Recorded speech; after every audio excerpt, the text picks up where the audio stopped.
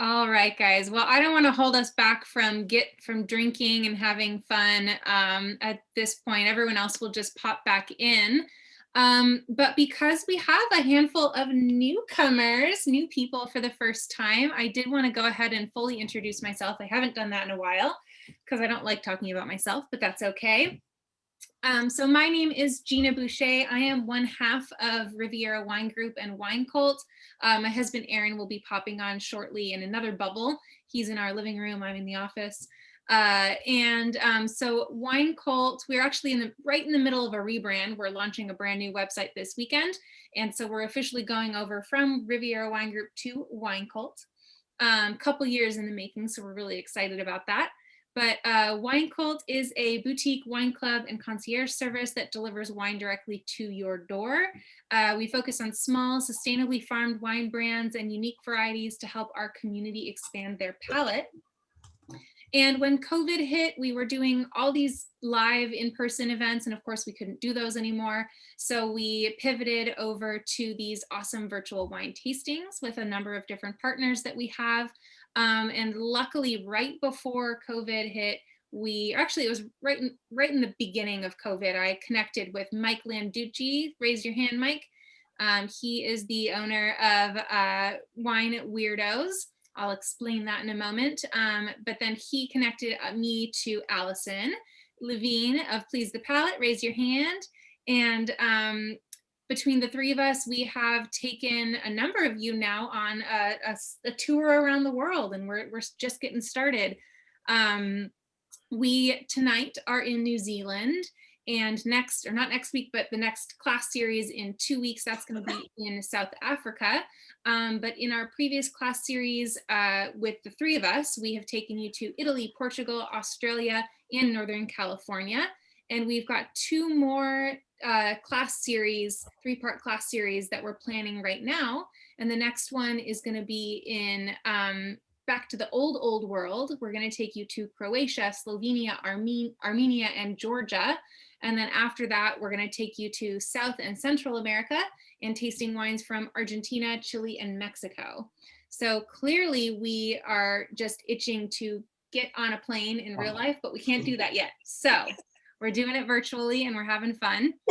I'd like to introduce my partners, Mike Landucci of Wine Weirdos. If you haven't heard of Wine Weirdos before, they are 1-minute videos of wine reviews that help you discover unique wines from all over the world. He's been really helping expand my palate because we used to focus just on California wine, but now we're traveling with him. These videos can be found on YouTube, Twitter, Instagram, and Facebook. And he is connected with Allison because she helps with these videos, but Allison separately is the owner of Please the Palate, which specializes in marketing and event planning. She is also a columnist for the Napa Valley Register, a host for host of the podcast Wine Soundtrack USA, and co-host of the video series Crush on This, which your homework for this week is to subscribe. And that's my shameless plugs, right? That's what we're here for. We're all here for the wine education, and you're just keeping it going. So that's awesome. Before we dive in any deeper, for anyone who didn't hear my intro, please don't wait for us to start to drink. You are welcome to drink in any order. We're going to be tasting a Sauvignon Blanc and a Pinot Noir tonight, but you can go in whatever direction you want. We are here to have fun. It's casual, it's educational. You can interrupt us at any point. All you have to do is scream at anyone that's talking and we'll be happy to answer a question. There will also be time to answer questions after as well. We'll have a nice Q&A and we'll just keep asking questions and answering until everyone's bored of us. But I'm just curious because the last time when we were in Australia 2 Fridays ago, we had some really awesome conversation at the end, and I was curious. So if everyone can, by a show of hands, who has been to New Zealand in real life before today? Awesome. And of those people, who has been to Marlborough? One. Allison, are you the only one? Am I seeing? Okay, maybe. good. No, but did Kim and Eddie raise their hand? Oh, yes, yes, they have been there. We have not been to Marlborough. Don't ask Eddie anything. You are not our wine professionals for this week. But awesome. That's super cool. And then just another, for my own shameless plug, who, by a show of hands, did anyone make any of the recipes that I emailed you for a food pairing tonight? I only just opened the email, and when I saw them, I was like, well, those sound good. Awesome. Well, that's okay. Food for later. Food for later. Next week, the weekend or something. Absolutely. Yeah. I mean, they're out there. You've had these before. Jeanette, what did you make? Darren, what did you make, Darren? Darren made it. He cooks in the house, not me. One of the recipes? Pesto, Yeah, one of the rest. He made the pesto, the chicken. the chicken, and the vegetables. roasted vegetables. Oh, you did it all. So we're chowing down on that, which is why the camera is off. Awesome. We're going to come to your house later. Save us leftovers. I'm telling you, he cooks amazing. So Awesome. Well, at the end, I do have a fun question for Kim and Eddie. You said last time you have a New Zealand story, so we'll get to that at the end so we can start drinking. But I want to remind you, so gear up for that. I'm trying to remember what the story was. Right?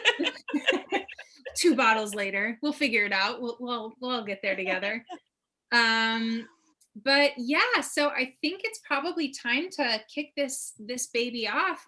We're gonna start just talking about our Sauvignon Blanc, and we're gonna start with Allison. The way that these go for my newcomers here, we kind of we start outwards here and we zoom in. So we're gonna start by talking about the country as a whole, and then we're going to start kind of zooming you into the winery, and then down into exactly what's in your glass. So you can really get the full picture of what this wine is and why it tastes the way it does. So with that, Allison, I will hand it over to you. Great. Well, I'm glad some people have been in New Zealand because we all know that it is probably one of the most beautiful countries in the world. I mean, that isn't to knock other beautiful places, but once you've been in New Zealand, it sort of takes your breath away because no clouds in the sky, big blue. It's just, it's every angle, everywhere you go, it's just gorgeous. I went to New Zealand 10 years ago, almost exactly for a big birthday. And which means I have another one coming up. But for a big birthday, I decided that I wanted to go to New Zealand and start in the north and work my way down south. And the thing is, about 10 years ago, if you think about it, the trend was New Zealand Sauvignon Blanc was really popular. So I kept thinking to myself, this is so exciting. I'm going to go to New Zealand. I'm going to spend 4 or 5 weeks traveling through the country. I'm going to drink all the Sauvignon Blanc and Pinot Noir I can get my hands on.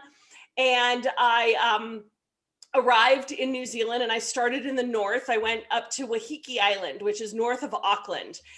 And I was confronted with Bordeaux varieties.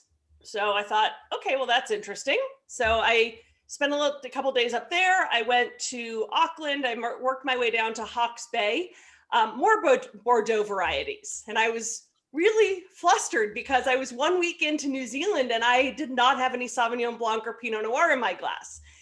I then went to Martinborough, which is on the bottom part of the North Island. And that's where Pinot Noir starts because that's where it starts to get cooler, and Pinot likes cooler weather. And then the Sauvignon Blanc kind of follows suit. So as many of you know, and I think all of you probably know, New Zealand is made up of 2 islands, the North Island and the South Island. And I don't know, Gina, if you want to pull up, share a photo, it was in the email, but that's up to you. I got you. So the maps are also on the tasting sheet that everyone got an email of, but I will bring them up and share my screen momentarily for you. So because this has been brought up with other regions that we've covered, I verified this. The United States is 37 times bigger than New Zealand. And New Zealand is about 1.5 times smaller than the state of California. So 2 islands, but not really that big of a place. So traveling from north to south wasn't the biggest undertaking I had ever done. I did drive a car by myself doing that. So that was probably more of the undertaking because of narrow roads, other side of the car, other side of the road, sheep running in the middle of the road kind of stuff. But Can you see that, Allison?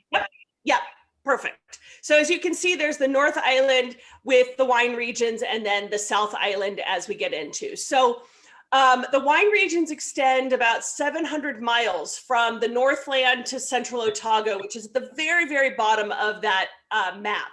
And what all of the vineyards of New Zealand benefit from is a moderating effect because they're maritime climate. Because if you notice, most of them are along the coast getting the influence of the ocean air.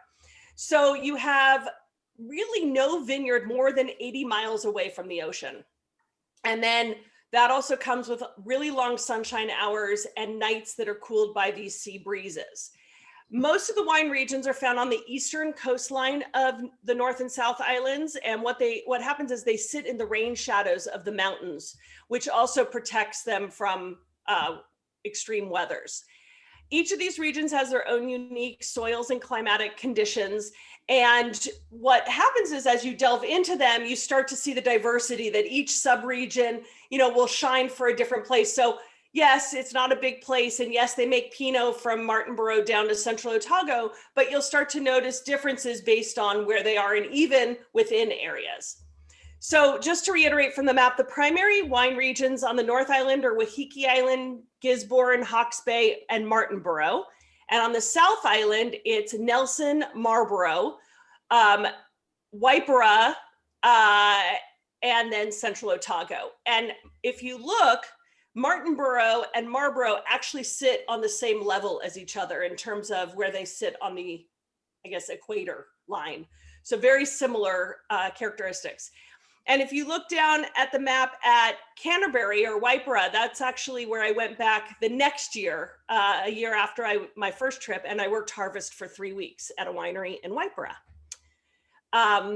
Another key thing to note is that sustainability is a key thing throughout the entire country.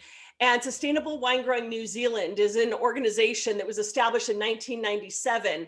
And it was a way to help the entire industry elevate itself in terms of environmental, in terms of social and economic sustainability issues. And today, as a country, New Zealand sets the standard for all vineyards and wineries around the world. And with the quality of taking care of the environment, so goes the quality of the wines. So that's your big macro New Zealand. And now we're going to kind of delve into Marlborough. And Marlborough is a region that gained probably most of its popularity. It became what it was on the international stage because of Sauvignon Blanc that came out in the 1980s.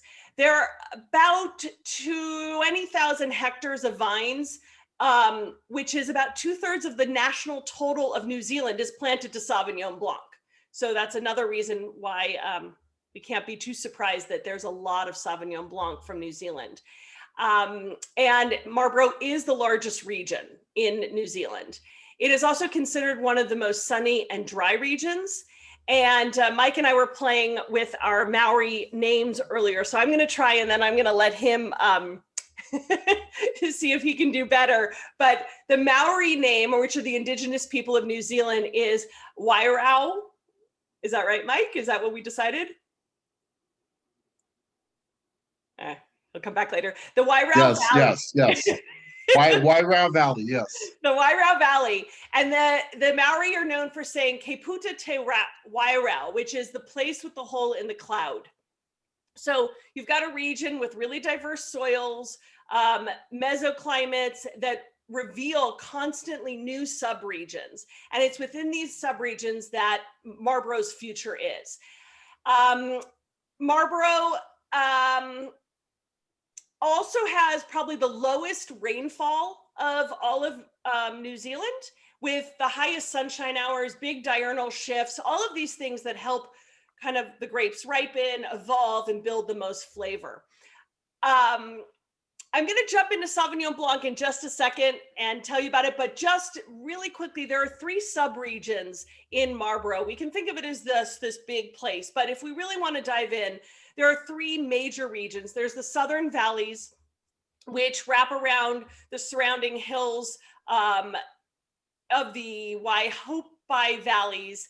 And then there is the Wairau Valley, which is more gravelly river soils because of the riverbeds that run through. And then there's Awatieri Valley, which is the most diverse and distinct geographically, that is south of the Wairau Valley. And that's also in that map, the second map that Gina had shown, where you saw the three sort of sections as they kind of come in, going a little more east-west, north-south. Alison, do you want me to bring that map back up? Would that help? No, it's fine. I'm not gonna jump too much into the depth. Just in general that you have in the southern valleys, you have a broad range of varieties grown and a lot of Pinot with great aromatics coming out. The Wairau Valley is a little bit more riper, tropical, a little more pungent style Sauvignon Blanc. And then the Awatieri is the more herbaceous and mineral styles come from that area. So as I said, Sauvignon Blanc is the primary thing that is grown in Marlborough. It is 22,000 hectares. It is 2/3 of their growth. Pinot Noir is only 2,000, about 2,600 hectares. And then there's also Riesling, Pinot Gris, Gewürztraminer, which are aromatic grapes grown, Chardonnay. And now they're starting to play with some fun things like Gruner Veltliner and Viognier, Arnace, Tempranillo. They're even making sparkling wine. But all of those really make up like 500 hectares, which I don't know how to translate to acres, but it's not a lot. So Figure it out. You did it last time. So jumping into Sauvignon Blanc. So as I had said when I was going to New Zealand, I was so excited to have, lots of Sauvignon Blanc. And at that time, I was a big fan of the high acid, the citrus, the kind of cat pea, herbaceous green style that we became so familiar with certain brands that became very, very famous that we still find on our shelves, like the Oyster Bays and the Kim Crawfords and what was the other one? There was a third one that was on my mind, but Oyster Bay and Kim Crawford, probably two of the biggest that have become grocery store brands that sort of push this style of New Zealand Sauvignon Blanc that many people have kind of locked their minds around. That's what it is. And that's what we're hoping to change today. When I was traveling, I got to, after I was in Marlborough, I had gone down to Christchurch. I was actually there 10 years ago, about 2 weeks after the big earthquake that had happened. And I stayed with a friend that I had met who was a winemaker in the Waipara Valley, who is blind and fully blind, amazing guy. And he invited me to stay at his house in Christchurch for a night. And then we were going to go up to the winery for a couple nights and visit. And this is where I ended up going to work harvest the next year. So when I arrived, as I had said, I had been a little disappointed in my lack of Sauvignon Blanc and Pinot Noir drinking, because I had one afternoon in Martinborough before I crossed over to Marlborough, spent 2 days in Marlborough, but I'd already been there a week drinking Bordeaux varieties. So I was a little, hungry for the grapes that I had wanted. And when I walked into his house, I was so excited. I said, "Oh my God, Sauvignon Blanc country, Pinot country." And he poo-pooed me. He really put me down for my Sauvignon Blanc desires. And he said something to me that really stuck out. He said, "Can you drink an entire bottle of New Zealand Sauvignon Blanc by yourself?" And I thought for a second, thinking of those styles, the Kim Crawfords and the Oyster Bays, I was like, no, I cannot drink an entire bottle. Like my teeth will ache from the acidity or something. Like I will just not enjoy it. And he said, well, to me, a good wine is a wine you can drink the entire bottle of and not have, heartburn, acid, or rot your teeth. And as I thought about that, I thought, that's a really interesting way to look at it, because the acidity is so inviting, but you really are only happy with a glass or two before you want to move on to something else. A couple of years ago, I met Kim Crawford's wife. They have started a new label. They sold their winery to a big company, and they have a company called Love Block. And their whole focus is to go back to making Sauvignon Blanc that expresses the grape and the place and doesn't overdo it. And that's what a lot of winemakers are doing. So hopefully this wine will maybe change your mind. So that style that got so crazy, Marlborough first planted Sauvignon Blanc in 1975. And today it is 73% of all of New Zealand's production. So it is, and in fairness, it would probably be fair to say that those name brands that you see in the grocery stores are probably the big bulk of that percentage. And 86% of New Zealand wine is exported. And so there's a lot to explore. And what winemakers are starting to do is really explore that the northern regions are warmer, milder conditions. Southern regions have longer growing conditions. They're cooler. And so you can get more vibrant fruit and higher acidity when you're in the south. And so they're trying to really pull away from that big pungent aromatics of lime, of gooseberry, of grapefruit, passion fruit, pineapple, lemongrass, fresh cut grass, things we will find in this wine, but we're talking about that over the top style.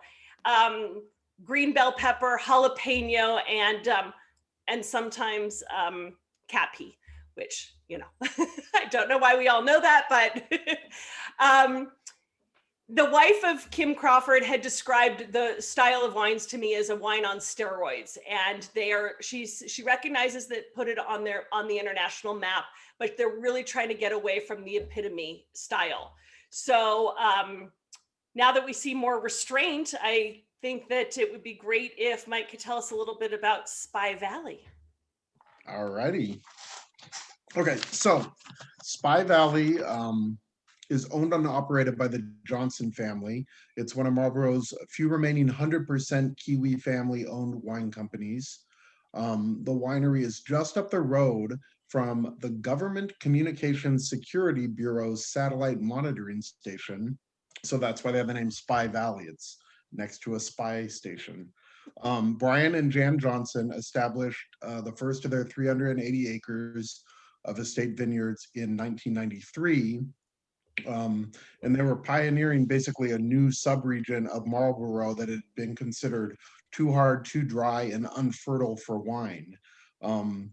But what they recognized there was a stony, free, draining riverbed terrain they thought would be perfect for grape growing.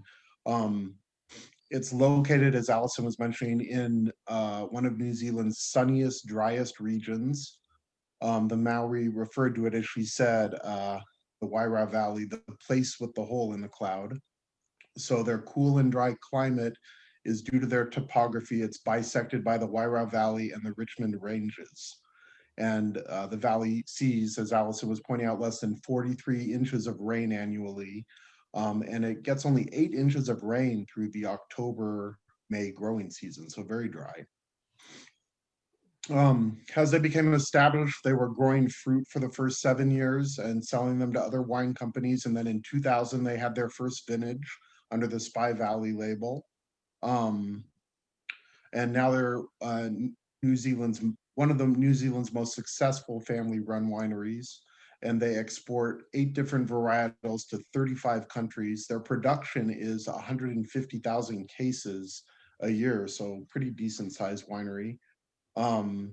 They're super committed to sustainability. As Allison was saying, most New Zealand wineries are very committed to that. They generate 20% of their power from 211 solar panels. They use minimal irrigation, and 2 of their vineyards are completely irrigation-free. During the winter months, they graze sheep to keep the grass down and reduce the amount of mowing required. The wine we're drinking tonight was made by Paul Bourgeois, and he was Spy Valley for 14 years. And he was referred to as an aromatic fanatic, which I think kind of experience on this wine. And he liked that term very much. Amanda Johnson's the current managing director. So she's the daughter of the founders. And so she kind of has winemaking in her blood, and she's very proud to carry on the family winemaking tradition. And they have a new winemaker on board, Wendy Stuckey. She's the chief winemaker. She's internationally acclaimed. And her winemaking approach, although we're not seeing it here, but if you ever buy Spy Valley in the future, that's what you'll be tasting is her wines, is that wine must show a sense of place, so very terroir-driven winemaking. And Spy Valley now features 3 female winemakers. That's their winemaking team, all women. So also interesting to note. And that's what I learned about Spy Valley. Awesome. Well, for those of you who have this specific Sauv Blanc in your glass, I opened it up about an hour ago and it like jumped right out of the glass. Like it has not changed a ton, but that's not really something you're looking for with the Sauv Blanc. Just a quick note on the soil. If you don't know a ton about actual grape growing, more difficult terrains like this really dry, rocky, gravelly soil, that's actually the best kind of soil to be growing grapevines in. And there's a saying, maybe Mike or Allison can remind me of what it is, but it's like wines that struggle are happier. It's something catchier than what I just said, but You want your vines to suffer. yes, thank you. Yeah, and that's really, really important because if you think about it, if anyone does any amount of gardening, the more you water, of course, maybe the faster your plants will grow. But there's more water content in the actual plant itself. And so when you have a grapevine that's really struggling really, really hard to just produce one berry, and I feel like tomatoes is probably a really good example. A lot of people grow tomatoes. It's a relatively easy thing to grow. But like right now in my garden, we're in California and we've had a really mild winter. I'm still getting tomatoes off of my vine, but the concentrated flavor, because it's a little bit colder, the sunlight isn't there as much anymore. They're really struggling very hard. And so the flavor is just like explosive. And that's what happens when grapes really struggle deep. It forces the root structure to go down deeper to tap into the groundwater. So it's not relying on any rain or watering. And that also ties into the sustainability that New Zealand really focuses on. And some people can go as far as dry farming, which is where you're literally not watering the grapevines at all. But that's not necessarily necessary all the time for sustainable farming. I was an environmental studies major in college, and so the sustainability that New Zealand is all about makes my heart happy. But yeah, so back to this Sauv Blanc. Tina? Yeah. Just to add to what you're saying, when you have the berries that are small and you want them to struggle, what's also great is having a long growing season, relatively consistent weather, the sunshine, because if you think about that tomato on the vine or you know, the grape, is that if you get heat spikes, it's really hot, you do like a quick ripen, but the phenolics aren't always there because it just got, you know, you think of any vegetable or fruit that, you know, you overnighted kind of thing. And when you have a long growing season, you're letting the sugars ripen while all the flavors are ripening. And then when you have the warmer days and then you have cool nights, the great thing about that is, I always think of like little grapes as like they're little muscly people working inside, and all day long in the grape, they're like working and working and working and trying to get stronger and build up their flavor. And what happens is if the temperature doesn't drop enough at night, they have to they might slow down on the treadmill, but they're still kind of plugging along all day, all night.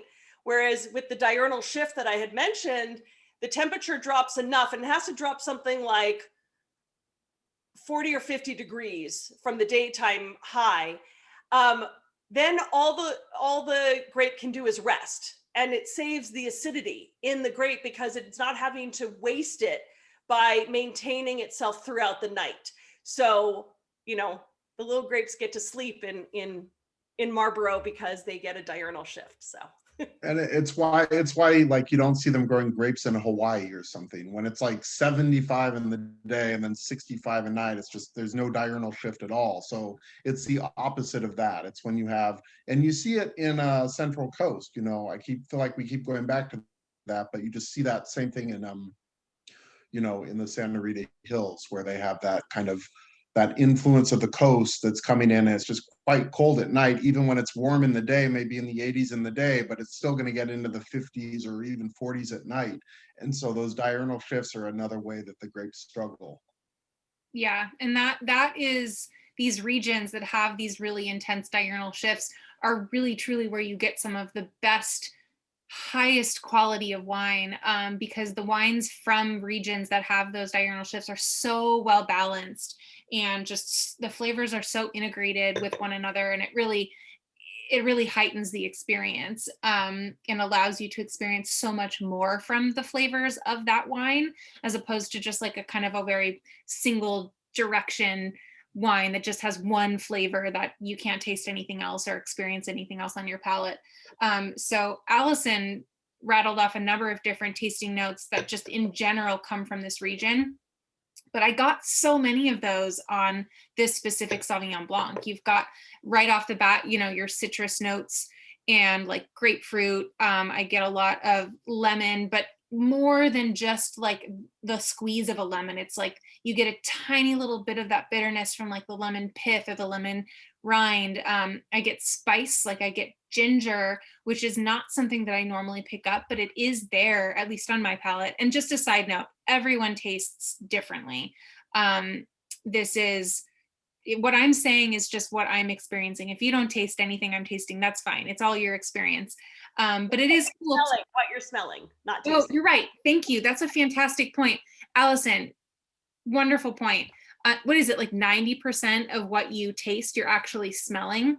Yeah, because we only taste for arguably 5 things, which is sweet, sour, bitter, salt, and umami. If you add umami as a 5th sensation, but we can smell.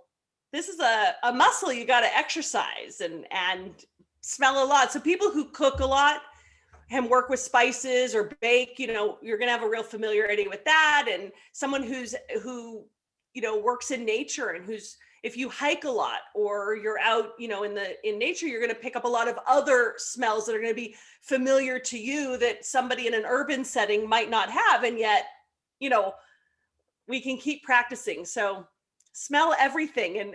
And again, these are through different chemicals that are in the wine that we get these aromas.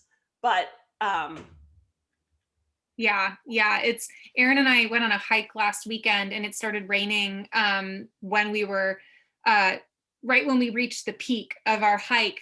And this is a pre-tasting note for our Pinot, but I really smelled a lot of that like wet earth. Like that's a very popular note for Pinot Noir and other kind of like earthier wines. Again, I'm not talking about the Sauvignon Blanc, I'm skipping ahead, but it like kind of kicked me in the face in such a cool way, where it's like, when is the last time I've been on a hike in the rain? And that's it's such a special scent that I got. And then I of course tasted this Pinot, and we'll get to that in a minute. But it was just really cool to experience that flavor that I talk about so frequently, but it's so rare that I got to taste that. And then there's also a silly joke that you know a Somm's in the vineyard when they're licking the rocks. And so that's definitely another thing. Smell everything, taste everything, as long as it's safe. Don't go looking around hand railings anymore. Apparently that's not cool in the middle of a pandemic. But yeah, it's the more you can smell and the more you can taste. And especially like Alison said, if you cook a lot, that's a really great opportunity to really sit there and taste the wine and then taste the lemon. And that's such a pure expression of these tiny little minutia flavors and scents that we experience in these wines. And the more you come to practice that, the more you can taste. And this is a lifelong journey. This is not something that you take the test and pass the class and then you're done. There's always new flavors, and your senses are constantly changing as well. And that's probably one of the coolest things about wine is it's such a journey. I used to not like Syrah, like Aaron can attest to this. I would pass, I just wasn't interested.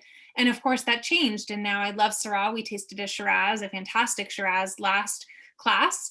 And Aaron drank the rest of the bottle, and I didn't get to have another sip, and I was deeply hurt. But yeah, anyway, so that was my diatribe about tasting flavors. But back to this Sauvignon Blanc.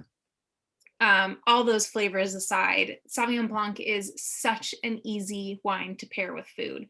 I find that this wine, because it's not overly grassy, it's don't know what taste. I don't know the cat pee flavor. For some reason, my palate does not pick that up. And I had 2 cats, so I would know what that smell is like. So that's, This I don't one think- doesn't have it, so it's not going to help you learn it.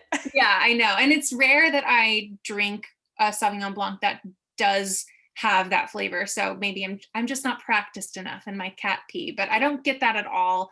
And I get so many other just fantastic, easygoing flavors and smells. And so this pairs excellently with green vegetables, dishes with herbs like that pesto recipe that I gave you, salads, roasted green vegetables, nothing too overpowering. Like, of course, I would not pair this with like a big juicy steak because the steak would just totally throw off the acidity levels that are in this Sauvignon Blanc.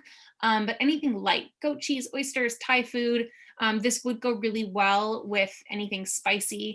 And that's because there is, just a tiny little bit of residual sugar in here, but nothing overpowering. This is by no means a sweet wine. But yeah, I think it's so well balanced, and I'm really excited about this. I think, you could also go opposites and do something like scallops. Mm-hmm. Absolutely. I'd be careful about recipe that I gave last week would also be great with this as well. Yeah, I mean, I'd be careful about how I don't know if I would do like scallops in too rich of a butter sauce, but if you did scallops, which are very creamy on their own, and maybe integrated a pesto or something like that, I think that the creaminess, that fattiness of the scallops would be cut by the sharpness of the acidity. And I think so you can go for harmony or you can go for contrast where they balance each other out. And that's a wine like this, I think, is really cool because it does have the bold aromatics. They're not overpowering, but they're intense. But Sauvignon Blanc as a grape is it is an aromatic grape. I mean, Yeah. that And is what it is. Another cool note on Sauvignon Blanc is, like, traditionally it comes from the Bordeaux region in France, which is a warmer climate. It's not the hottest climate, but it is a warmer climate. And Mike and Allison both mentioned that this, because of how close it is to the ocean, it is a much cooler climate. And certain grapes like Sauvignon Blanc, Syrah, Shiraz, those grapes can grow in so many different types of climates, whether it be warm, hot, or cold, or anything in between. And that's because their skin is actually thicker than another grape variety such as Pinot. Pinot has a very thin, delicate skin, and it like needs the really cold air to really refrigerate itself on the vine. But Sauvignon Blanc is a much hardier grape, so you can grow it in a lot of different regions, which really allows for a very vast array of flavors and scents that you get from the grapes grown in these different regions. So it's very cool to be able to experience this Sauvignon Blanc compared to one from Bordeaux or one from our Happy Canyon region here in Santa Barbara County, which is where I am. But one Right. interesting thing on that note is that Bordeaux is not a continental climate. It's actually a maritime climate because it's got rivers, 2 major rivers that run Yes. through it. Because if you go to Bordeaux, they eat oysters and Sauvignon Blanc, which is really, really good. But whereas here we're talking about a coastal climate, the ocean versus the rivers. So it's a more temperate environment, warmer, as Gina said, in Bordeaux, but still has that cooling effect at night. Yeah, those diurnal shifts are always very important. Yeah. And Go ahead. one cool thing about Sauvignon Blanc is they make it virtually everywhere that they make wine. So if you really want to have fun and want to like if you love Sauvignon Blanc or have friends that are really into it, you can go get like 10, 15 different Sauvignon Blancs from everywhere in the world. And it's really interesting to see like how they each are distinctive or in the ways that they're similar. I mean, South Africa, of course, Sauvignon Blanc, and then different parts of South America, like you can have it in Argentina or Chile potentially. Napa. Napa, of course, or Sonoma more specifically, right? No, Has Napa's very more distinctive Sauvignon Blanc. qualities. Sonoma's more Chardonnay because it's cooler climate as a whole. But they have it in both. I mean, Yeah. and very distinctive, like tropical fruit sort of notes on like a Sonoma Sauvignon Blanc that you won't get in other places. So Sauvignon Blanc's interesting. It is. I mean, I tend to, I mean, you can find the warmer climates are going to give you more tropical. The cooler climates are going to give you a little more of that acid. But what's really cool is for as aromatic as this grape is, the mouthfeel is really nice, I think. For those of you eating with food, I'd love to know how it is with the food, but just on its own, you get the acidity, but it's not overpowering. It's got, intense acidity, but there's kind of a creaminess to the mid palate, and it lingers, and then it makes your mouth water, which is the sign of acidity. And it isn't what my friend CP Lynn was saying is going to rot your teeth and cause acid burn or heartburn. I mean, this is a really pretty wine. I do think that it is a wine that will do even better with food than on its own. But I think it has this really nice mouthfeel. To me, it has almost like a key lime pie thing going on, heavy on kind of the tart lime, but definitely that creaminess that you might get, or like a passion fruit sort of ice cream type thing. It just reminds me of those sort of sweet elements, but not overly sweet, kind of balanced and fruit forward. You even get from a key lime pie, like even like the tiniest little bit of like that crust. Like I almost get like a graham crackery flavor. And that's, I believe, and I'm pulling up my notes again. This is, it is mainly stainless steel, but I do get even just a tiny little bit of that, like kind of softness, creaminess as well, which is really cool. Is there any time on the lees for this wine? I should know, but Let me, off the cuff, I'm wondering. I don't think so. I think this one. I think they're tier above the Envoy, which is kind of their higher tier. I remember that they have a lot of lees contact. Yeah, and with those ones, they also do a tiny bit of neutral or new French oak as well. But this one is just 100% stainless steel. Nice. Yeah. Can I ask a tasting question, Gina? Of course. So I'm curious, you guys, Sauvignon Blanc is always the wine that if I'm doing a blind tasting or like if someone I can always, it's the first wine I ever drank, so that might be part of it, but I can just always pick it out of a lineup. I'm like, this is a Sauvignon Blanc, and especially with a New Zealand one, I feel like I'm always just like, all right, this is a New Zealand Sauvignon Blanc.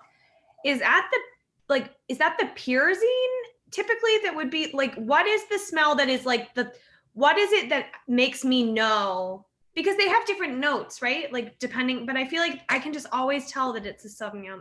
Pyrazine notes give more of a green pepper.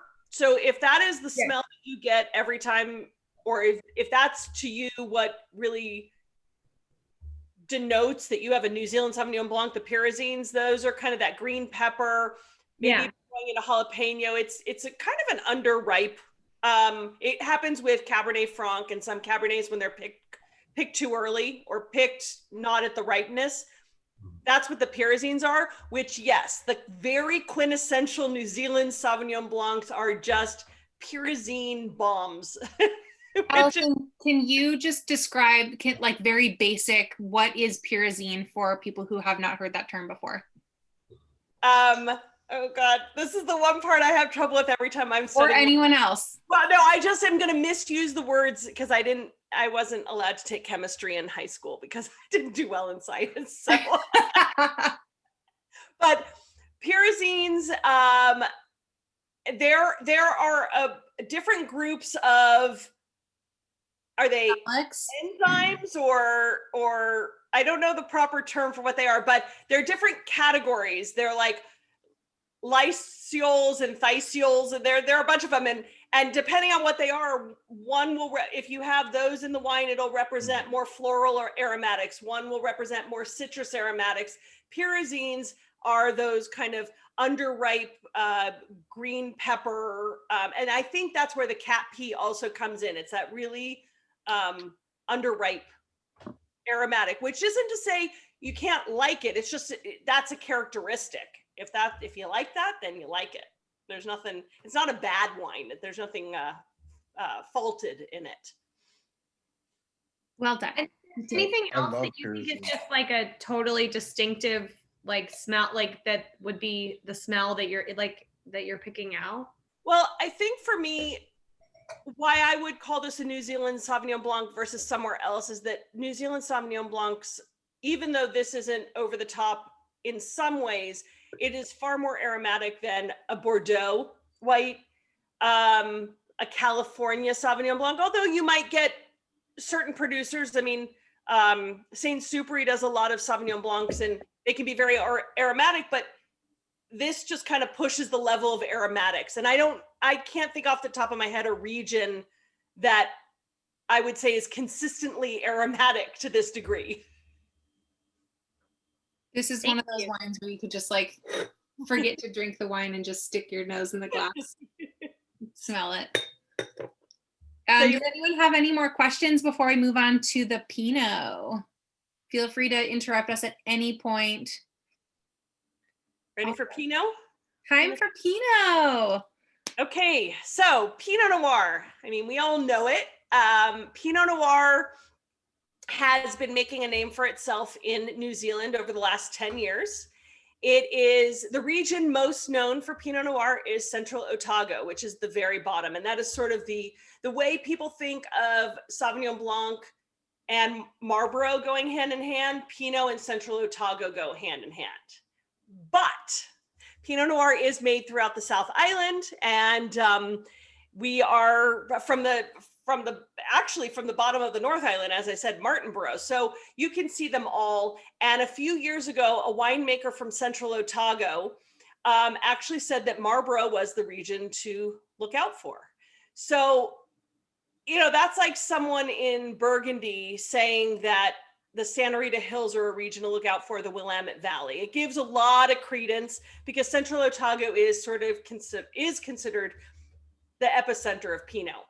So in the early days, Marlborough was definitely more interested in Sauvignon Blanc, and so it neglected anything else. It especially neglected the Pinot Noir that was planted there for a good 5 or 10 years. And that's why Martinborough to the north-ish west, but more to the west, and Central Otago got a head start. And Marlborough got a really late start as being known for Pinot Noir. Many producers started off planting Pinot in Sauvignon Blanc lands, only to find out that that's not where Pinot Noir thrives. Sauvignon Blanc can take a little more heat, and Pinot Noir wants coolness. So they started to look around Marlborough for heavier soils and really more of the hilly areas where they could replant the grape. And as a result, even though Marlborough is behind the game in Pinot Noir, now that we're about 10 years in, the vines are starting to get a little age and it's getting pretty exciting. And so it's believed that also 1/3 of the Pinot grown in Marlborough, it is believed is made into sparkling wine, which also means that it will be picked, you know, a little less ripe for the first sparkling wine. So now that we're moving into Marlborough as a region to consider for Pinot, we thought we would have one today. And the style generally for Marlborough Pinot Noir is very vibrant fruit with kind of dark cherry and plum notes, can have a red fruited spicy background, kind of a mid-weight body, fine tannins, and lively acidity. And that's just kind of a generalized term. Those are kind of hallmarks. One major hallmark is that Pinot Noir from Marlborough has a little bit firmer tannins than maybe other Pinot Noirs from other regions in New Zealand. So that's my little Pinot overview if Mike wants to talk about Dashwood. Love to talk about Dashwood. Dashwood of Marlborough made their first vintage in 1989. Hold on one second. Okay, so they're made in small parcels at their umbrella winery, Vavasour. In 1986, Vavasour Wines was the first to plant vines in the Awatiri Valley, which, as you remember from the map, is the third valley down by the coast. And sorry, having trouble reading my writing. Oh shoot. Okay, there we go. So you see the Awatiri Valley there. And Dashwood is named after the Dashwood Pass, which connects Marlboro's main Wairau Valley to the smaller Awatera Valley. These two valleys are key to the winemaking at Dashwood. And I think Allison was talking about this before, but I'll just give you the little review. The Wairau Valley has more fertile alluvial soils and hence produces the riper fruit. And the Awatera Valley was created from an ancient seabed and contains less fertile soils than the Wairau, and it creates a more mineral-driven wine. So they are blending the Wairau Valley and the Awatera Valley for Dashwood's wines. So that's important to remember. The winemaker is very interesting for Dashwood. Stu Marfell is the chief winemaker. Stu was born and raised in the Awatera Valley.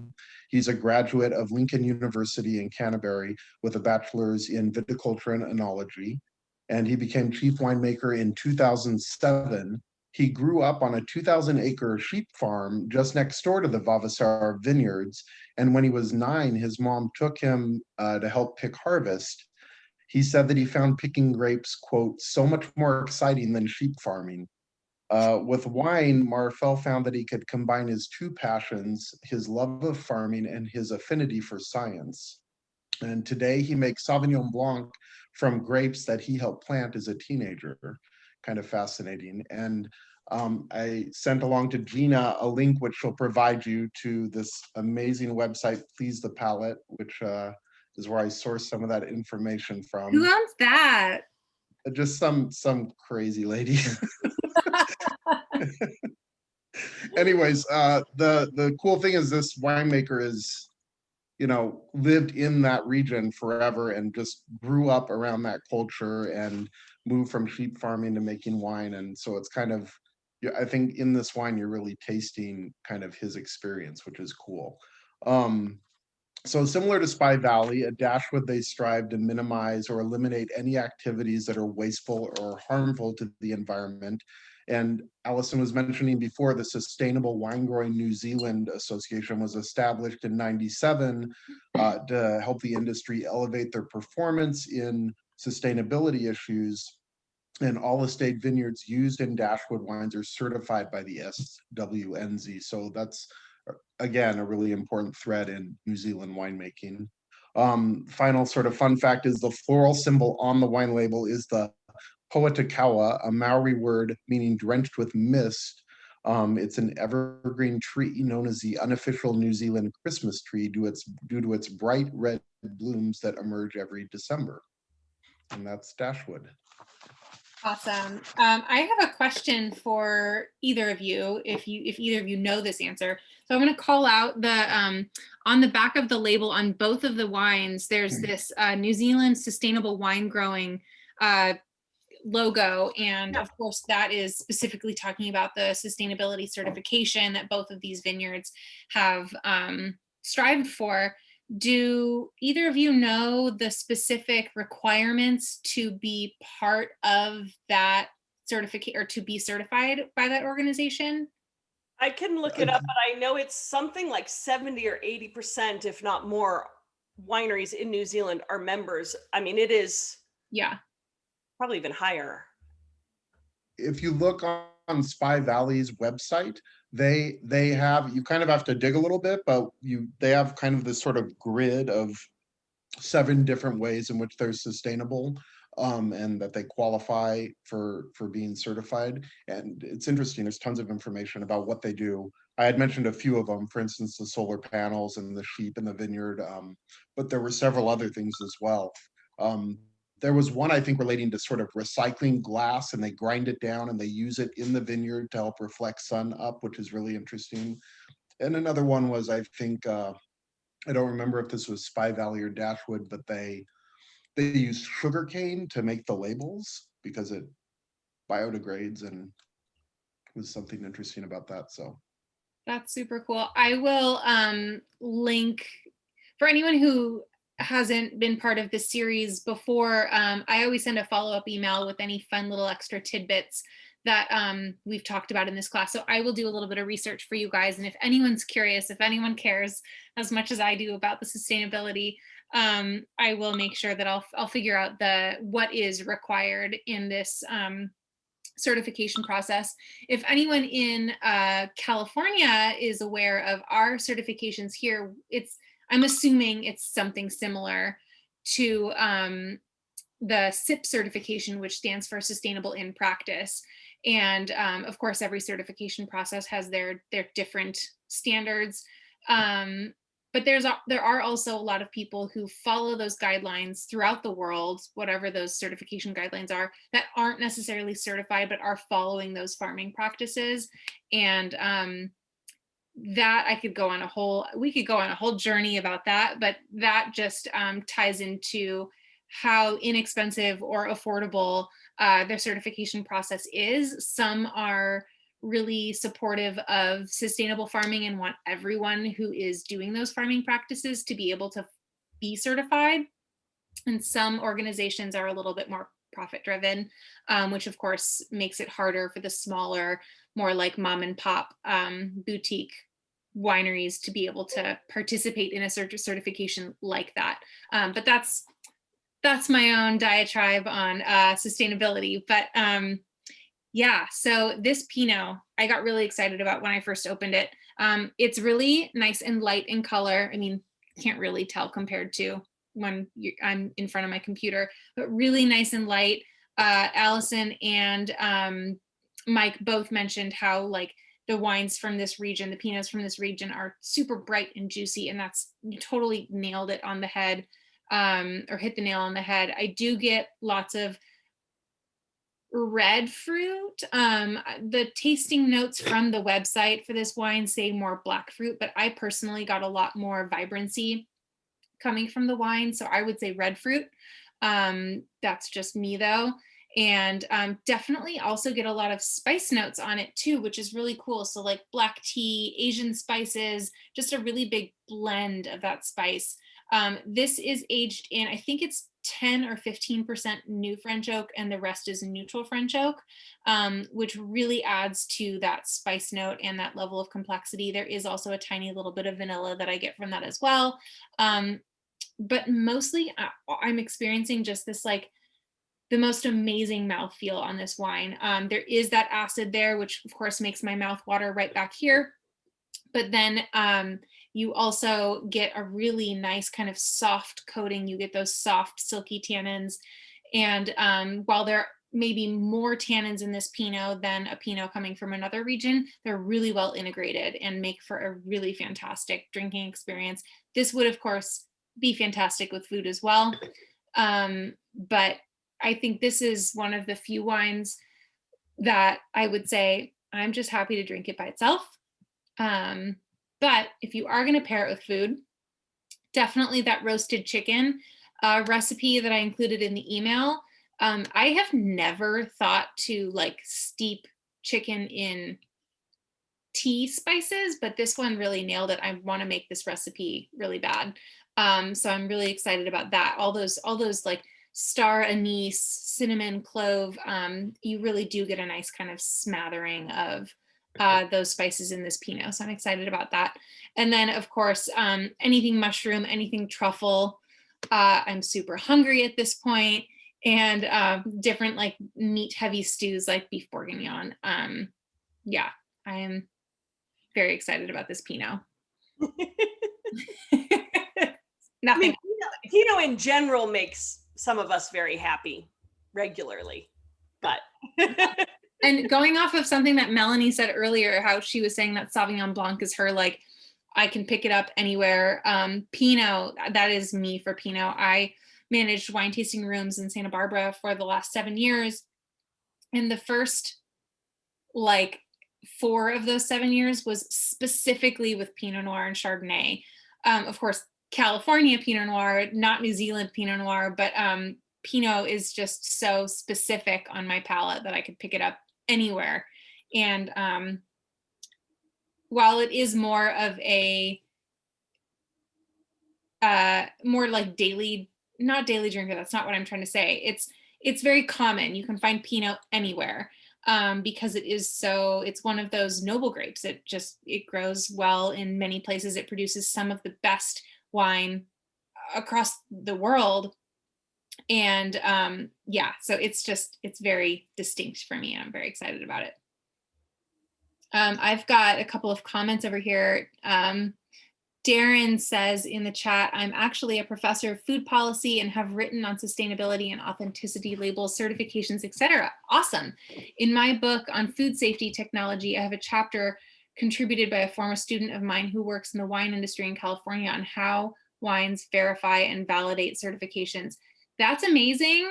Where can I buy your book? Will you please send me a link and I will forward this to the group because that's my jam and I want to know more about that. They put a link below. Down farther. Perfect. Thank you. I will include that. That's really cool.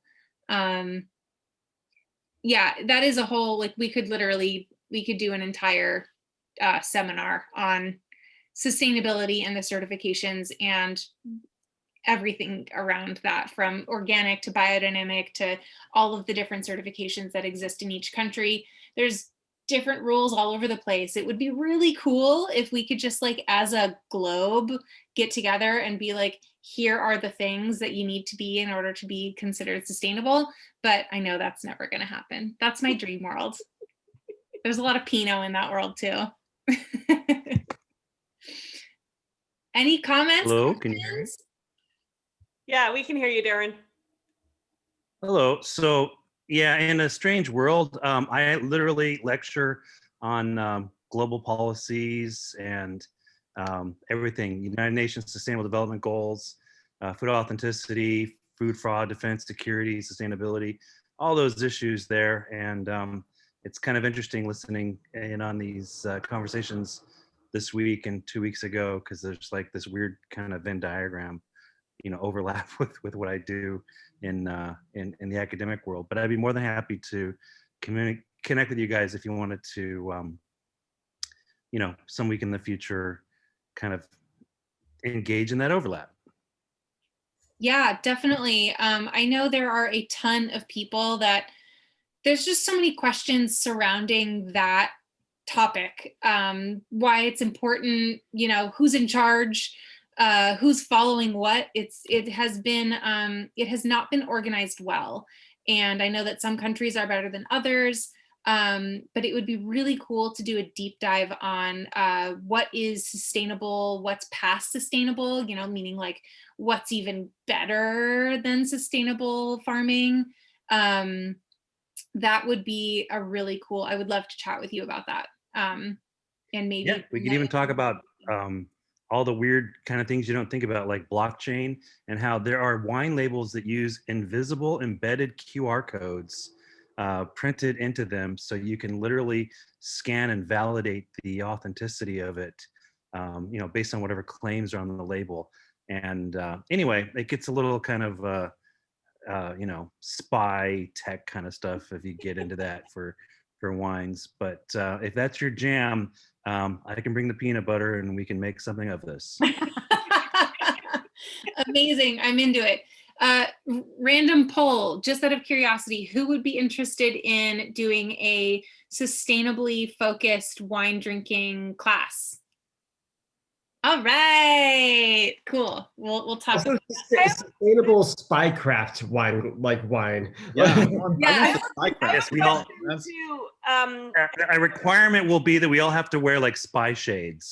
So Yes. I have a question on another topic idea. And I know Stacy did this with me and Mary. I'm Marcy Joe did, but we would do differently. But would anyone ever be interested in a blind tasting? Okay, because I have some ideas, Gina, of how we could do that. Okay. To hone the blind tasting skills. Yes. Yes. I have a fun, shameless future plug for myself. I hooked up with the people, Ryan and Melanie, you know what I'm talking about. I hooked up with the people from SOM, which is the like SOM TV, I whatever their actual business name is, but the SOM movie series. They just recently launched a card game for blind wine tasting. And I love blind wine tasting with people, but just as in a human moment, I also secretly kind of hate blind tasting, and I'm not knocking it at all. It's an extremely educational tool. It's amazing. Everyone should not be intimidated by it. It should be something that we all get to do every once in a while. But I have friends who all they want to do is blind wine taste, and sometimes I just want to sit there and drink the goddamn wine because it's awesome, and I don't want to have to guess what it is, and I want to learn about it. But I will say that I'm not knocking this idea at all. I think it's a fantastic idea. And I think that this community that we have cultivated here in these tastings, I think it's a very safe space and there's no wrong answer ever. But this tasting card game that I'm about to launch on my website with a kind of tasting bundle, it really makes it easy. And I like genuinely had fun doing it. And I was like, oh, it's just what? I mean, I think what would be fun to do is there's blind tasting the way we do for our certifications, where we're really trying to figure out what the grape is and even delving down more to the producer and everything. But I think what could be fun after talking about Sauvignon Blanc in different styles or Pinot is that we could pick 2, 3, or 4 different Pinots and blind taste them. So it's more about understanding the grape and place, and how, Pinot can be consistent, but also diverse, or pick another grape, but something that you guys are all familiar with to a degree, because I'm not talking about a blind tasting where can you guess it's Zinfandel or Tempranillo, but more like doing a vertical tasting where you say, okay, like I now see Santa Rita Hills from Santa Maria, from Sonoma, from Willamette Valley. That is such a cool I idea. love that idea, Allison. We've done a ton of blind tastings with like different grapes. Yeah. And Gina helped me surprise Ryan for his birthday with a virtual blind tasting. But yes, I think doing like a vertical version would be really fun. Yeah. We would have to rethink how we do it, because it would probably be better with at least 4 wines. So, Yeah. I can probably track down some half bottles to make it affordable and not as overwhelming for everyone. Especially because of COVID, there's a lot more people who are actually transitioning some of their wines into the half bottle format. So I think that, especially with Pinot, especially with how popular Pinot is, I think that would be very attainable and affordable for everyone. Yeah, let's stick that on the calendar. Stay tuned, everyone. Yeah.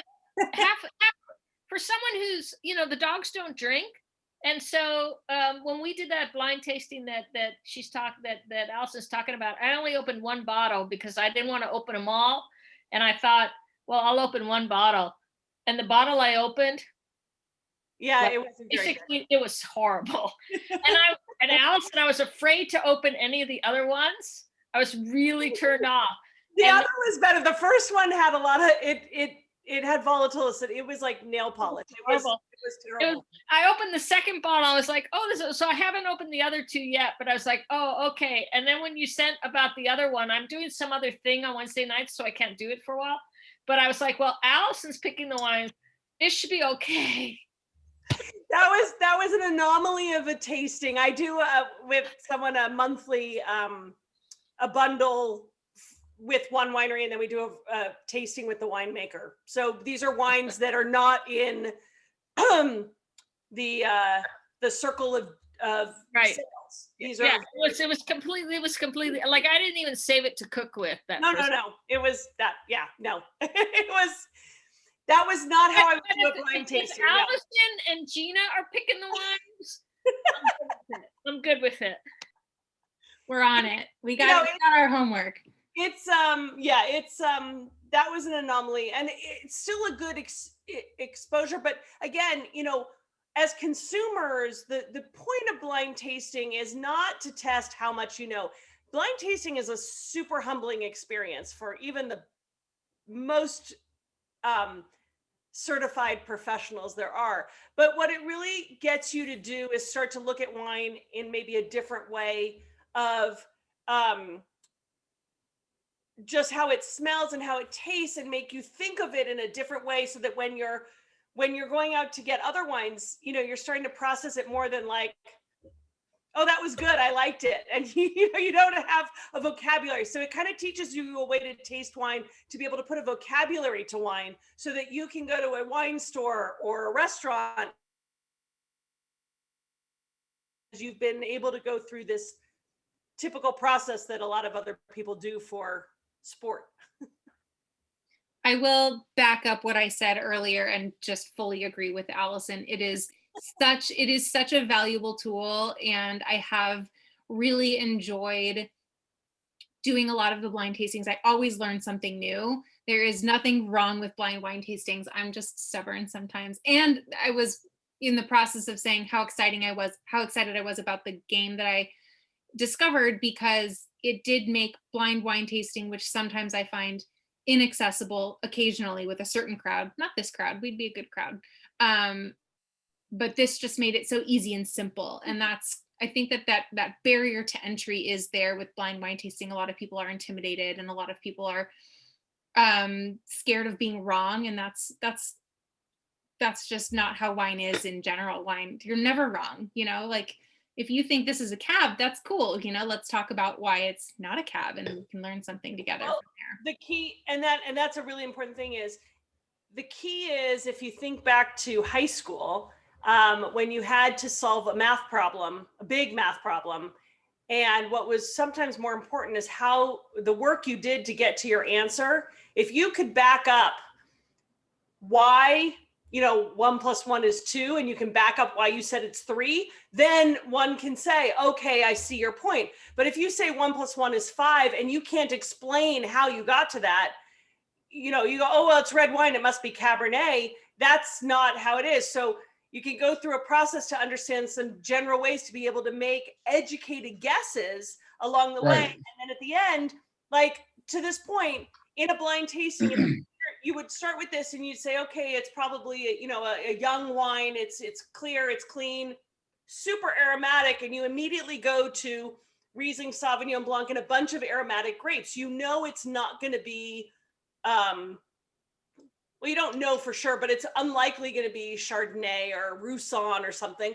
You're going to go more towards these super aromatic grapes. And then, if you've immediately said it's New Zealand, can you back that up with how you're processing it? And so that's where you have to start thinking. If I run around telling people I love New Zealand Sauvignon Blanc, I should have a little backbone and tell them why I like New Zealand Sauvignon Blanc. I should be able to say, because I like the citrus and the grass and I like the high aromatics. I shouldn't just be able to say, I like it and I What if you say, I like it because I can find it everywhere. They always have it. Yeah. But yeah, so. Awesome. Well, I want to be sensitive to everyone's time. It is 20 minutes past when I would assume that we would be done, but of course these always go on longer. We're here. Don't rush off. We're not kicking anyone off. I just wanted to give my final remarks. So then for anyone who has to leave, you can please leave if you need to. But if you want to stick on, we're always here for probably another 15 minutes or so to answer any final questions, tell you our lame jokes, talk about anything else. Hear any stories you have, Kim and Eddie. Yes, and I wanna right after I'm done, Kim and Eddie, you're next. I want that story. I've been on the edge of okay, good now. But so just some final marks. We will see most of you again in South Africa in 2 weeks on tell me the date. The 12th. Thank you. The 12th. And I will be sending out an email at some point in the next couple of days. Every time I say a specific date, I'm always wrong. So sometime over the weekend or by Monday at the very latest, that email will include all of our tips and tricks that we have talked about in this tasting, some fun links that we think you might enjoy. I will also launch to you guys very first. I do have some extras of these wines if you wanted to purchase more. I also will include a coupon code. It's the same coupon code as last time. It's going to be the same for all of the wines in this class. It is in all caps, virtual class, one word. But I'll include that in an email. So all you have to do is look out for the email so you can purchase these wines. They're not currently in my shop right now, but they will be. Another fun plug. Valentine's Day is coming up, you guys. And I know that some of you have kids. And so Melanie, raise your hand. There we go. Melanie is my friend who is like the best person at crafting ever. She's fantastic. And we're going to be doing a tasting together on the 13th, not the 14th. But because of COVID and everyone's home with their families, I will also include this in the email. We are doing a virtual tasting that is it's a bubbles tasting. So there's non-alcoholic sparkling wine for your kids. This is a whole family-friendly event. We've never done anything like this before. So there's going to be non-alcoholic Italian sparkling soda for the kids, and then a really fun sparkling piquette, which I will go into later. For the adults, it is 5% alcohol, which I think is really, oh, perfect. There you go. You drank that bottle. Awesome. Yeah. So it's a piquette. It's a sparkling wine from Old Westminster Winery. But, and then we're going to be doing kid-friendly crafts and adult-friendly crafts, and you get the whole bundle itself. So that's my shameless plug for this evening. I would also just say kids are not required. It's a really fun, the adult craft is going to be a really cute Valentine's puzzle wreath. And so kids are definitely not required to join, but they are welcome as always with all of Gina's tastings. Yes, yeah. So it'll be casual as it always is, and just the whole family is invited. But yeah, so back to this tasting. If anyone has to drop off, please feel free. But I still have some wine in my glass, so I'm here. Kim and Eddie, we want to hear Oh, the yeah. story. Thank you. I feel like it's been super overhyped, but it was our fun little tidbit that we learned about how they got into like only screw tops. So what this guy told us when we were wine tasting and we were looking at the map, we were in Central Otago, like just outside of Queenstown, like driving through. We only did the South Island. We didn't get to do both islands like you did, Allison. But we stopped on our way into Queenstown and we drove up this terrifying little cliff, like, you know, the 1-lane road, you're on the wrong side of the car and it's like you're going to drop off the side, and this one's afraid of heights and driving. It's so very scary to drive in New Zealand when you're American. We get up on this like cliff, like it's like literally this like one room tasting house on a cliff. And as we're parking, the guy's walking out, like the winemaker's walking out. And we're like, oh, he was like, oh, were you coming? He's like, I was closing early. Nobody's been here all day. And we're like, okay, that's fine. Don't worry about it. Like, don't stay. And he was like, no, come on in. So then like 2 hours later, we're still like chatting with this amazing person. He was so lovely. And that was the one that we said we like brought bottles back and finally just drank them this year. But his whole story of like when New Zealand and Australia were first getting into winemaking, they were being like shunned by Europe. And so, you know, European winemakers would make sure they got like the worst of the worst corks. So whenever they would use corks, it would ruin their wine. And so they finally just were like, you know what, forget you guys. We're doing our own thing. We know what we're doing. We trust our wines. Like, we're going to screw tops. We don't need you. We don't need your corks. So. Meanwhile, Deborah, you guys are getting your cat drunk. She will sleep really well tonight. Glass to the cat. What is the cat proportioned ounce serving for a cat with dinner? We have 5 ounces in a restaurant pour. Is it like an ounce and a half? She actually just gets like the leftovers in the glass, which is almost nothing. But she really loves it. Mr. Cuddles is already passed out. Had too much. Can't handle it. I did have him sniff the wine. So cute. Maybe this is what we need to do with our dog. Oh yeah. Secondhand drunk.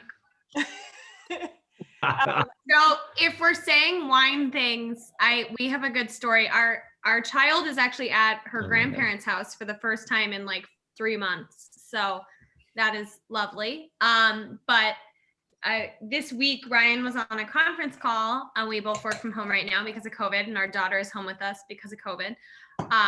And she's 3, and she came into his office and said, she's like, you want to see something special? And I'm like, I'm on a call, like, I don't care, like, whatever. And to her water cup. Airways her water, and we're like, oh God, what have we taught? And we have not taught her, I mean, like, we have not like tried to teach her how to aerate water, but now it's like she does it on command. Like we say, want to do something special, and she's like, I need my water, and then she aerates her water. So My Also my one of the 3.5-year-old coolest kids. my 3.5-year-old niece, my nephew's 7 now, and he has no interest in wine. He was much better at 2 when he would taste it. And I give it him on his finger and he went, and put his tongue out for more. But now my niece, who's 3.5, she gets mad because we won't give her her own glass. Like I don't know if she just wants to one up her brother or something, but she gets really mad. She's like, mine. And we're like, no, you don't get one. She goes, I want my own wine. And we're like, no, we don't get your own wine. But I was gonna say we're not that brave. She says, Mommy and Daddy like wine, I like water. but I thought I was playing tricks by saying I have a work meeting every Thursday at 4:00. And then there was one day we got up and my son looked at the calendar and goes, it's Thursday. Mommy has her wine meeting tonight. Like, okay, wasn't tricking anybody there. But with New Zealand, if you get the chance, when you get the chance to travel again, it is such an amazing place. And it sounds intimidating to drive, but it is not that intimidating to drive. I mean, the roads aren't crowded. You just have to remember to not veer over too many times when you see oncoming cars. But yeah, New Zealand is one of the 2 places in my life where I've almost run out of gas in the middle of nowhere. So. Do they have regular or just standard? Like, do they have automatic or just standard cars like in England? No, they had automatic. They had automatic. Oh, good. Okay. Drive automatic. But one of the things that I learned is that there are only gas stations in towns. And to qualify as a town, you need a post office and a church. So if there was a post office and a church, there'd be a gas station. Only a post office, you were out of luck. And I was driving, can't remember, I want to say I was heading like Marble, but I visited a winery and I knew I was going to Marble because I had left Martinborough and I had taken the ferry over and I knew I needed gas and I just had forgotten to get it. And I was like, oh, I'll get it after the winery, until I realized the winery was in the middle of nowhere. And I just kept driving. And this was 10 years ago. I didn't want to turn on my phone and endure all the roaming charges. So I just kept driving. I finally found the winery. When I got there, the one person that had a gas tank had already filled up someone else's truck. Oh, and no. So they're like, oh, it's just the next village down the road. And I kept driving and I'm like, everything looks the same here. It's blue skies, green grass, and sheep. That's all I saw as far as I could see. So luckily I did not die on the road. I made it to a gas station, but New Zealand and Greece are the only 2 places that I have come very close to. Yeah, I've heard my mother in my ear going, never go anywhere without half a tank of gas. Fill up all the time. I have a question for anyone who's been to New Zealand and or Australia, which is where we were last time. So my family's like closest claim to friend fame anyways is my mom's longtime family friend is the founder of UGG. Of course, we all know UGG boots. And he grew up in Australia. And so they, of course, have their sheep all over the place as well. So my question is there any difference between the like breed of sheep in Australia and New Zealand? Or is it just like sheep are sheep?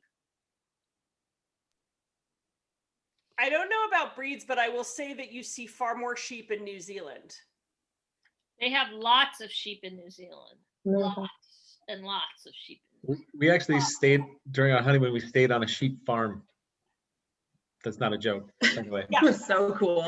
What is it, merino wool? Yeah, that would be right. Yeah, I think that's a New Zealand thing. Yeah, I went to a sheep shearing place and I got great gloves. And yeah, no, I mean, sheep are everywhere. Australia has them, but you know, they have more urban areas. New Zealand has like 2 urban areas, if let's be fair. Auckland and Wellington are really the only 2 cities. There are towns everywhere else, and there are sheep. There are more sheep than people on the island. There are more sheep and cattle than people in New Zealand. New Zealand also has possum fur farming because there's lots of possum. Ah. They actually Where? Yeah, Maurice told me he had gloves and he's like, try them on. I'm like, ooh, and he's like, possum fur. And I'm like, disgusting, No, get it away. They actually have like, they're hollow Divorced. fibers, so they're very high warmth per weight ratio. Some of the highest you can get. From They're New Zealand or from Australia? New Zealand. Because what's really interesting about New Zealand is more so than Australia, but Australia to a degree, well, no, that I can't say more. Australia has the largest number of deadly creatures living in Australia. New Zealand is actually a fascinating place because there's nothing really indigenous. Everything that's on that island has been brought over, and everything they've brought over has been to then control the production, the offspring of the next thing. So the only indigenous that I know of is their little blue bobby, the things you find in Kangaroo Island, these little bird, duck, little bird things. And well, the kiwi is the indigenous thing. I was thinking of another country, but the kiwi is indigenous, and then everything else they brought. And then there were things that started to make the kiwi, they were eating all the kiwi, so they had to bring in a creature to kill, like the cats that did that. And so each creature that lives on the island of New Zealand has been intentionally brought there. And I remember when I was working harvest in New Zealand, it dawned on me, it kind of hit me at that point, because I worked at a vineyard where it was Pinot Noir and then also Riesling and Alsatian. They did a blend. And when they picked the estate Pinot Noir off two of the vineyards, like everything, I mean, it was some of the most backbreaking work I have ever done in my life. I mean, we were pulling green fruit off and we were doing all the sorting in the vineyard. And the more they delayed harvest because we were waiting for it over Easter, we just kept going through the vineyard, pulling out bad, little grapes and bad bunches. And then we handpicked, and two of their estate vineyards, they foot crush. And so I got to get into a tank and crush. And at first I got in and you're standing on the grapes and I'm going through, and I started to get kind of nervous, because if you do that in California, there are bees underneath you and there might be snakes underneath you. You have no idea what got picked up in a harvest. But as I was in New Zealand, I'm stomping. And then I saw this teeny tiny little spider, like one of those harmless ones you see in your house. And I jumped and everyone laughed at me. And they're like, there's nothing that will kill you in New Zealand. Nothing, you can stomp away in those grapes and there are no bees, there are no fire ants, there are no spiders that bite and you die. In Australia, you'll die, but not in New Zealand. When we were in New Zealand and we were doing some of our adventure tours and stuff, and some of the guides were from out of the country, we're like, why is this such a secret? Why doesn't everybody just move to New Zealand? I don't understand. He's like, no, they make it super easy. You just come on over. And I was like, why don't we all live here? I don't get it. If you come over, if you come from anywhere, if you even going from the two islands, they hose you down. They will not, if you've come, I had worked harvest for 3 weeks, which of course, living in California and being on a farm in New Zealand, I was in neither like each other in that sense. They're both very protective compared to other places. I couldn't bring back my wellies that I had worked in the vineyard, even though I wanted to, because they won't let anything leave New Zealand and they won't let you bring anything in. I mean, they're really good about, it's why they got COVID under control so well, because they're very good doing what they do. That's what I was just going to say. They also don't have COVID. Can we really all live there? Fun fact, New Zealand got a lot of their COVID guidelines and reopening schedules from women's, what's it called? Roller derby rules in the United States, because apparently women's roller derby, the protocols of women's roller derby in the US are so intense, so intelligent, et cetera, et cetera. Our friend Donna's girlfriend does roller derby, and she's like, yeah. So then New Zealand reached out and that is how they base some of their reopening codes towards. I love that. That's so crazy. But again, California is bigger than New Zealand as a country, so we have to give them that they're a little smaller. They can manage their people They better. also have a female leader, so there's.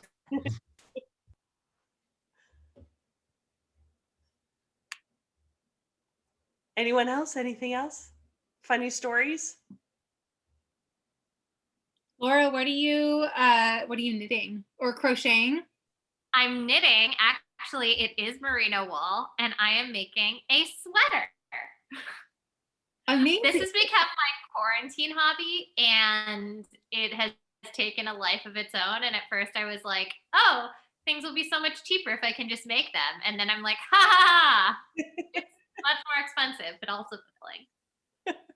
One of my New Year's resolutions was to stop playing as many cell phone games and take up crocheting again, because I used to crochet a lot as a kid. But this year has been so busy. I have been doing 10 to 14-hour work days daily that I have succeeded in playing less cell phone games, but I have not been able to pick up crocheting. You know, it's the step by step. Oh, he is such a cutie.